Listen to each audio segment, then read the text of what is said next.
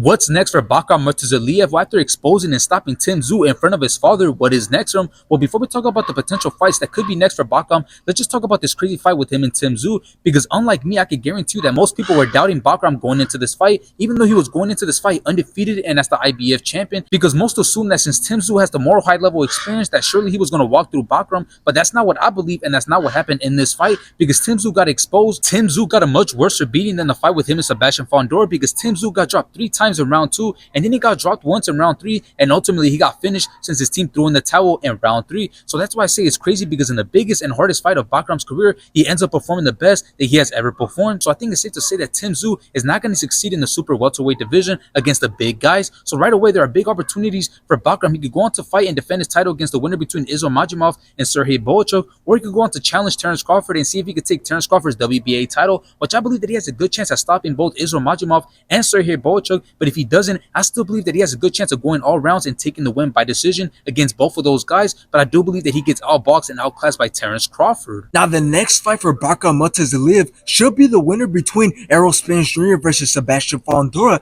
Now, let's say Errol Spence Jr. beats Sebastian Fondora and goes up to fight Bakhram Murtazaliev. Well, I got Bakhram winning this fight. Now, yes, both have a lot of skill, and yes, Errol Spence Jr. has way more experience, but Bakhram has way more speed, power. His latest performances have been way better, and he has also been way more active. Errol Spence Jr.'s last fight was back in 2023, in which he got destroyed and stopped by Terence Crawford. The only way Errol Spence Jr. wins this fight is if he outlands Bakhram Murtazaliev and takes it by decision, which won't happen because Errol Spence Jr. will not be able to handle Bakhram's power for 12 rounds straight. Now, let's say Sebastian Fondora beats Errol Spence Jr. and goes on to fight Bakhram. Well, I got Bakhram winning this fight as well. Sebastian Fondora is trash, and he got lucky against Tim Tszyu. Bakhram has way more skill, speed, power, and his latest performances have also been way better. Sebastian Fondora also has a glass jaw. He just got knocked out by Brian Mendoza last year. There's just no way Sebastian Fondora beats Bakhram Murtazaliev.